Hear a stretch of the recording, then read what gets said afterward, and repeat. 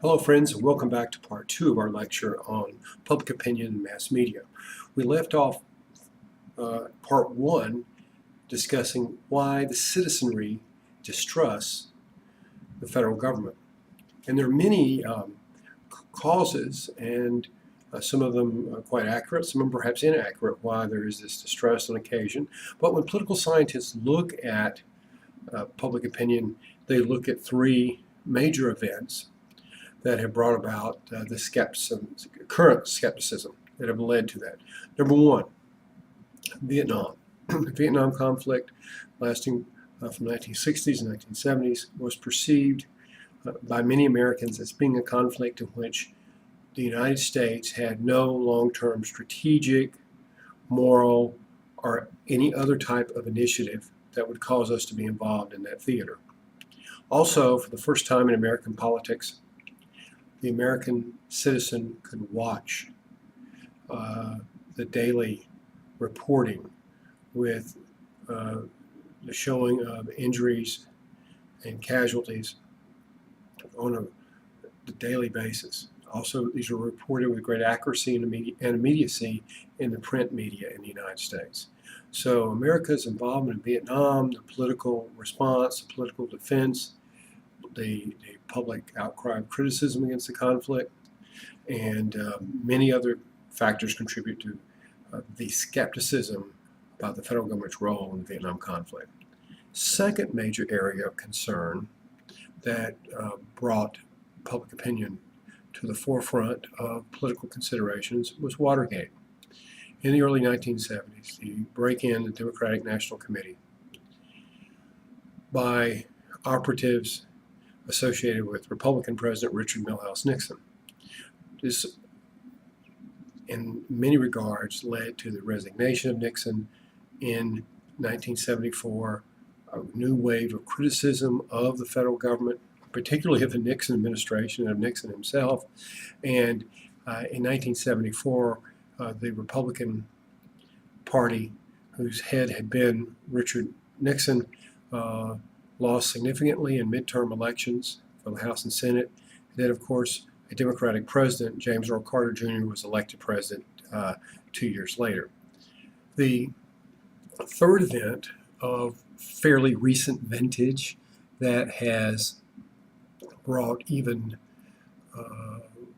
more current criticism on the relationship between the government and the citizenry has been the Clinton impeachment and failed removal effort in 1999.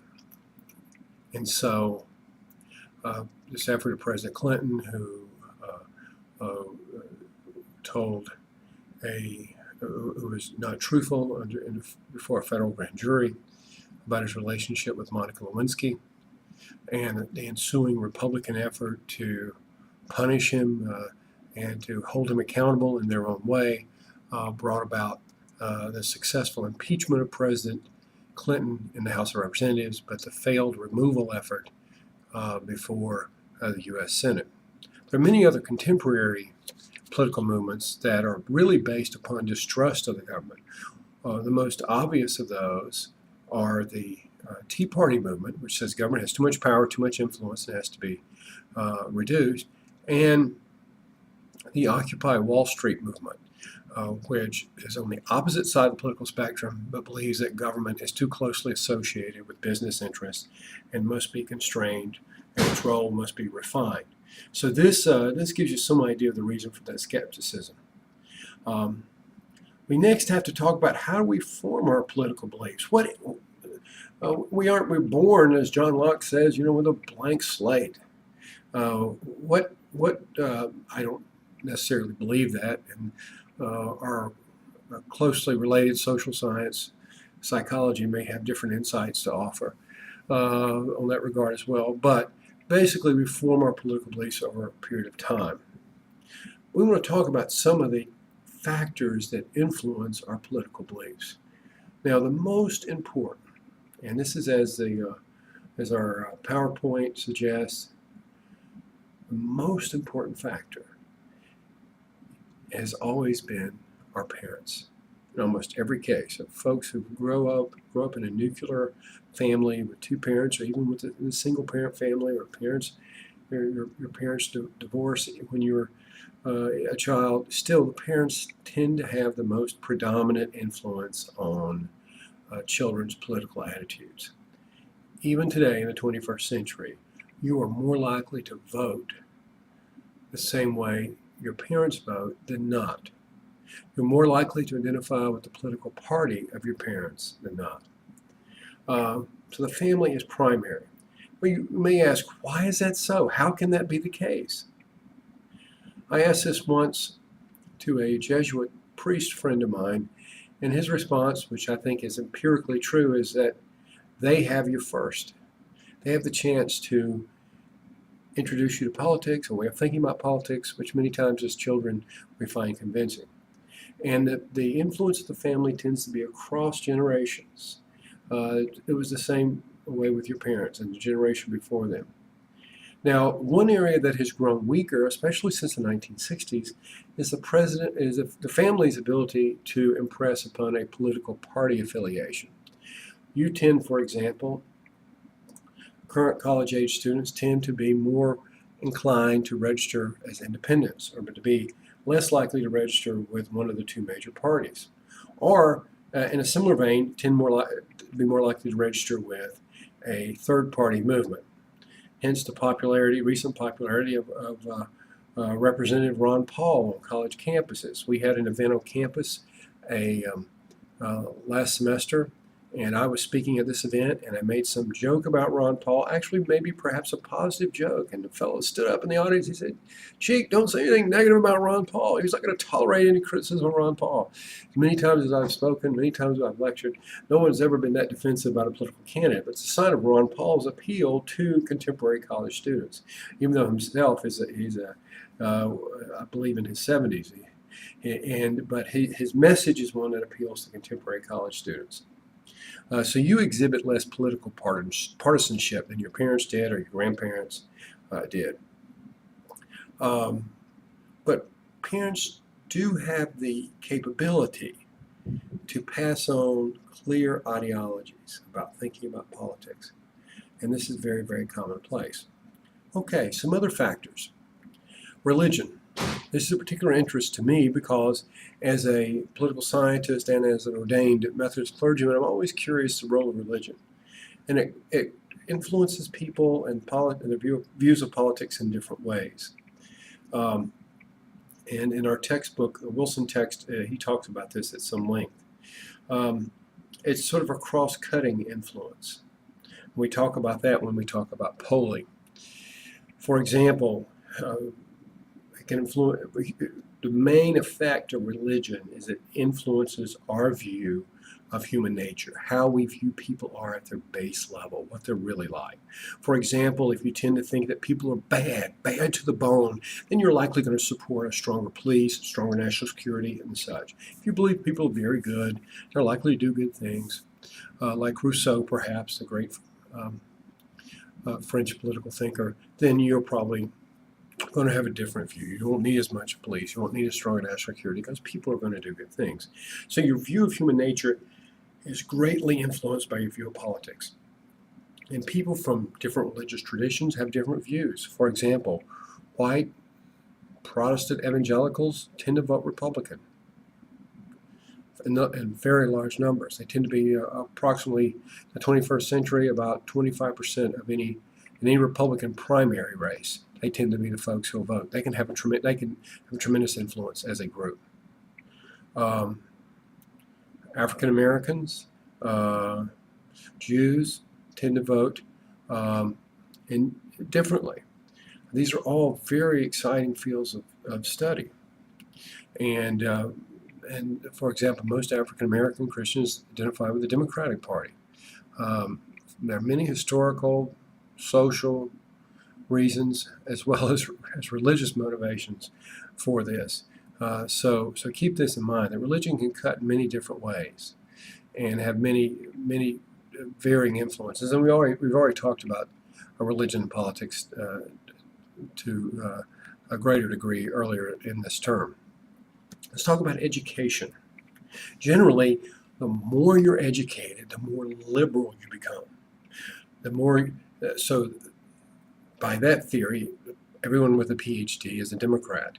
Well, that's not totally true, but in large part it is the case. The longer you stay in school, you can think about that for a moment. Why would that make you more politically liberal? One reason, it just makes you more open to different perspectives. You know there's more perspectives out there. You're more willing to explore them. Also, if you've been to college, the most liberal group, perhaps the most democratic group, you could say this about in American society, is the American professorate, American college professors. And you tend to take classes and be exposed to new ideas and different possibilities that tend to make you more liberal. Also, having your views questioned, sometimes perpetually, by your classmates, your dorm mates, the folks that you're in student organizations with, makes you realize that maybe your worldview has some limitations. But generally, the longer you're in school, the more liberal you're likely to vote in any given election, and more liberal candidates you're likely to support. Also, we in political science talk about something called the gender gap, that men and women vote differently. There are differences in political views. And the Wilson text has a chart on this topic that I think is very helpful. It's existed for a long period of time. Most political scientists believe there's been a gender gap since the 1950s. And since the 1950s, that's influenced a lot of elections. And while it's worth considering, we also have to sort of refine that a little bit. Men tend to be more in favor of issues that deal with the use of force. War, gun control, policing, where women tend to be more attached to social issues. And we see this most dramatically in the use of force, especially military involvement. Men tend to support military involvement more than women in poll after poll. Okay, this brings us to another issue related to public opinion, where there are cross-cutting patterns that sometimes are at odds with each other. These are called cleavages. And cleavages are very complex. They include many factors: race, religion, region, occupation, and the like. And for example, occupation. You could almost tell how a person would vote in the 19th or the first half of the 20th century based upon their occupation. If they were a coal miner, they were part of a union, and most likely they voted Democratic. If they were a business person, probably wanted less government involvement in their life, less regulation, they probably voted Republican. But that's changed over time. The occupation policy connection in the 21st century is much more complicated. We can't make those kinds of analyses anymore. There still remain a great deal of difference between whites and African Americans on many issues, especially related to busing, home sales, and issues of criminal justice. Political scientists believe that African Americans, as a rule, are the most consistent liberal group within the Democratic Party. But again, that's subject to some reflection, because if you look at a list of prominent, gifted political figures in American life in the last 20 years, some of the most prominent Republicans, in fact, some of the more viable potential Republican candidates, have been African Americans. And I just mentioned the two, Colin Powell and Condoleezza Rice, who are very powerful figures. One of the interesting things is that economic success is not a guarantee that someone is going to be a Republican, or the lack of economic success is a guarantee that someone is going to be a Democrat. Again, the patterns that we call cleavages are really much more complex. Another cross pattern is region. Southerners tend to be more Republican. They tend to support an environment more friendly to business, less regulation, tend to also have that sort of evangelical Protestant association that tends to identify more with the Republican Party. So region plays a role as well. The Northeast, for example, more highly unionized, tends to be more Democratic. When I was a young man, we used to call the South the Solid South because it voted solidly Democratic. That has totally changed in the 21st century, where the Republican Party has become the dominant party in the American South. So politics is very exciting to study because things change, people change, our voting preferences change, public opinion is always in play. Okay, another aspect of public opinion that we need to look at is the set of political ideas that people form. We call that an ideology. I've asked you to take a political ideology test for fun. It's not going to be graded, just for your own amusement, edification, knowledge. And so try that out if you haven't already, and sort of see how you come down. This is not an exceedingly scientific poll, but it's one just for fun, really.